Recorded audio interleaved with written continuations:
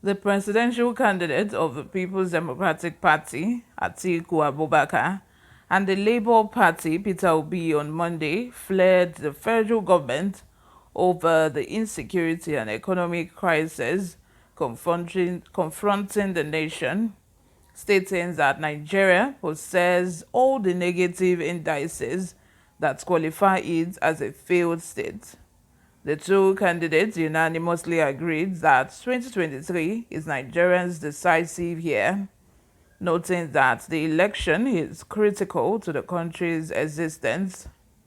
Atiku and Obi spoke at the ongoing 62nd Annual General Conference of the Nigerian Bar Association in Lagos. Also at the event was the vice presidential candidate of the All Progressive Congress, Kashim Shettima, who represented his principal, Bola Tinubu. He urged Nigerians to vote for their joint ticket because of their achievements as governors in Lagos State and Borno State.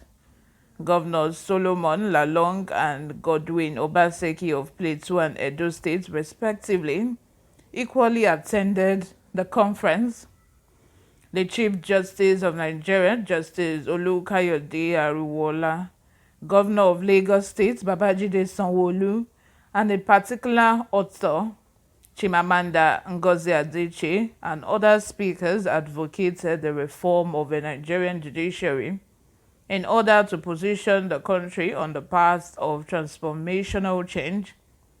In his remarks, Atiku observed that the country is more disunited today than it had ever been since democracy took root in 1999, noting that Nigeria had never found itself in such a very critical situation in its history.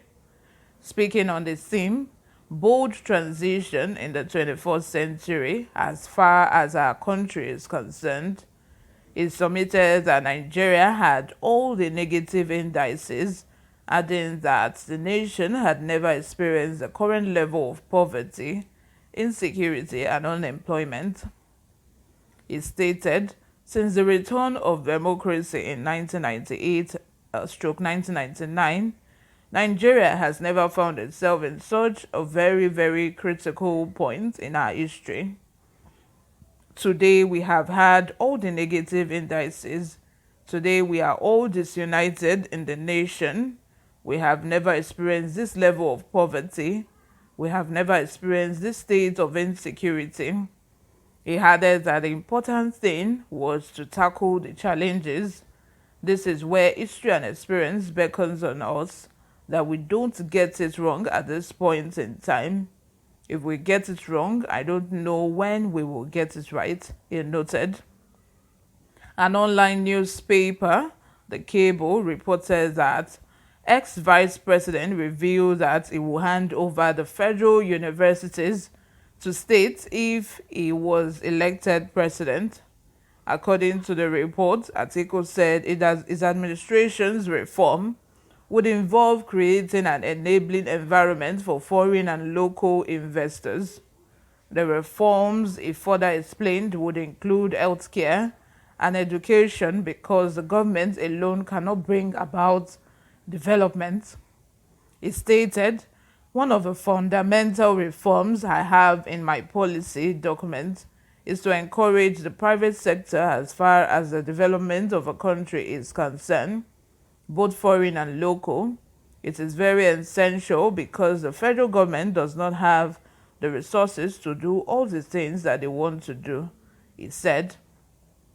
Shedding more light on his plan, he stated that the only way is to make sure that a conducive environment is available for the local and foreign investors to participate in the country.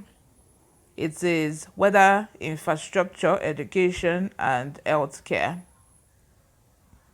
I said the children you send to America or England, who owns those universities? Mostly the private sector. So why is it that you think we cannot do it here? We don't have the money. Atiku posted on his Twitter page on Monday that he was at the MBA conference to give lawyers insight into his bold policy, which he said embodies unity, security, economy, education, and devolution of power to state and local government. The Labour Party presidential candidate, Obi, in his remark, said the election will not be about tribe, religion, or connection, entitlement, but it must be about competence, capacity, and commitment to deliver.